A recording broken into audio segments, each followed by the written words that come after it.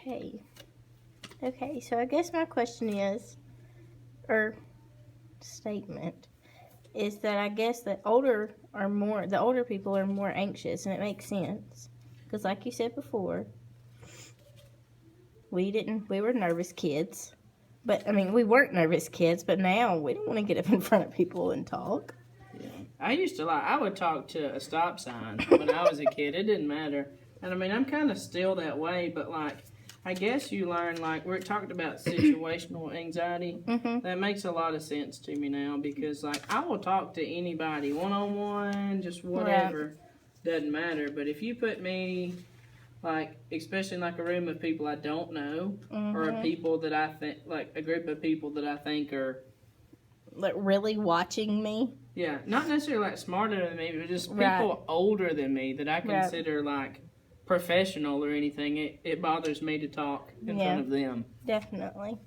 Even, not want to say, like, my friends, but, like, people my age, you know? Yeah.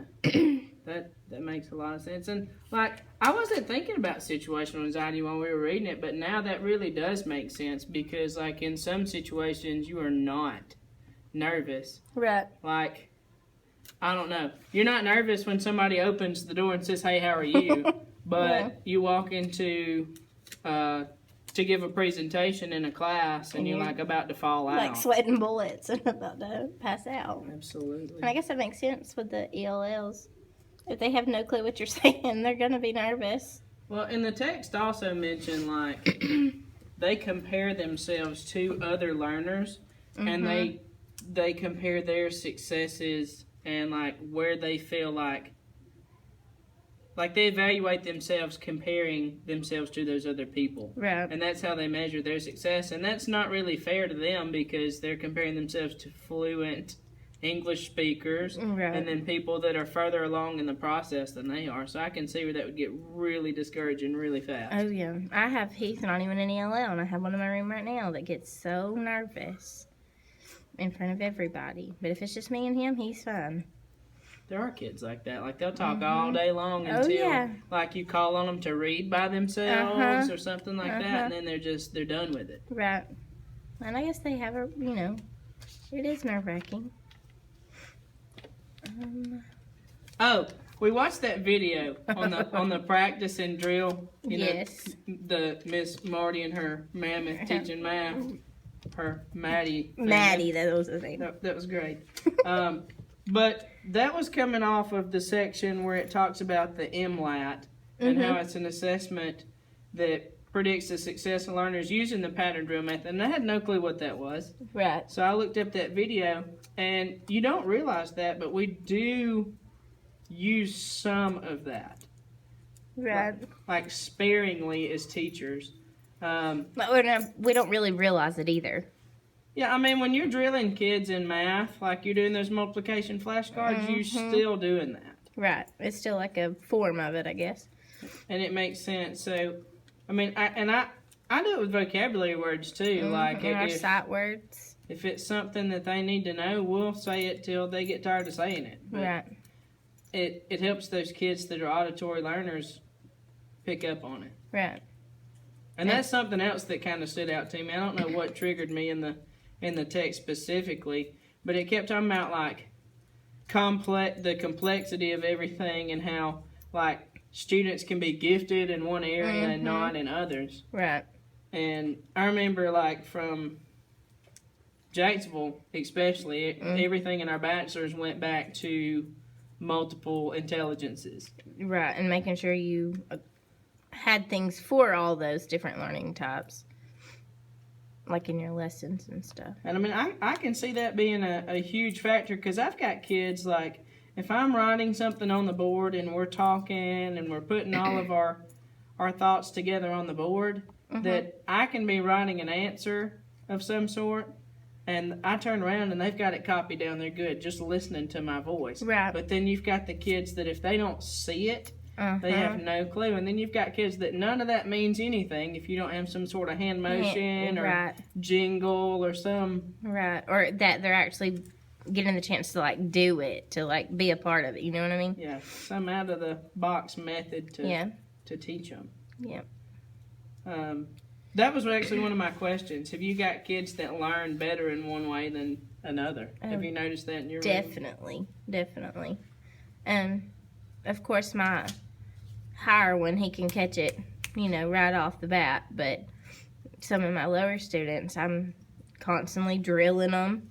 And then, a lot of them are visual, especially with like the sight words and things like that. So.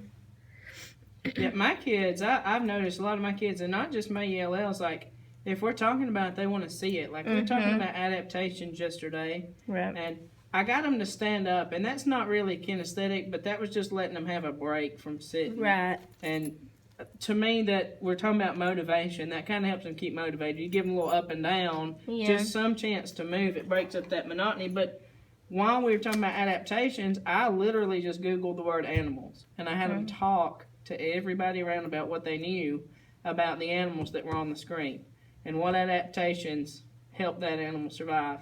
And they seem to do better when they could actually see the animal. Right. Which, I mean, I'm a visual person, so if I can see it and if I can get my hands on it, I'm good. But to just sit there and listen to it, no. No, kids are not programmed to sit through lecture. That's for sure. And like you were talking, like we have brain breaks through each, after each thing. We get up and we do something to keep them going. Yeah, we have dance breaks. Oh yeah. Some days. It gets a little wild, but Sometimes the kids just like to start singing. That's pretty cool too. That's okay. But, yeah, I'm with you. I'm all about brain breaking. Yes. Especially in the middle of those problem solving lessons in math. Yeah, definitely. You got to. They get a little zombie. Yeah.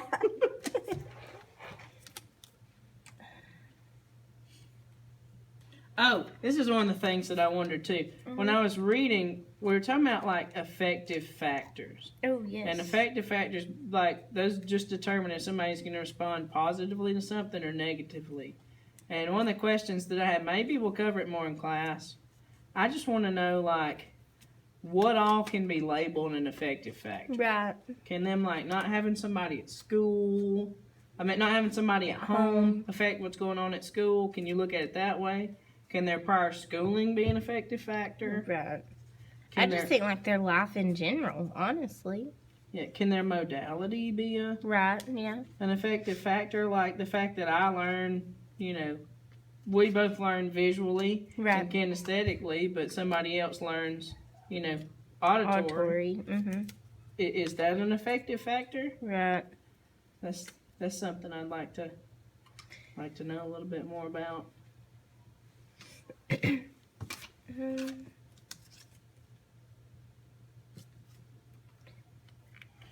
There was a huge section on motivation this week. Huge. And one of the theorists that it mentioned was Krashen. Yes. And that says that motivated learners notice more, so they learn more. Mm-hmm. Would you agree with that statement? I do, because if they're more, I guess that just falls back on the teacher too. You've got to be engaging. You got to keep them going to keep them motivated, to keep them on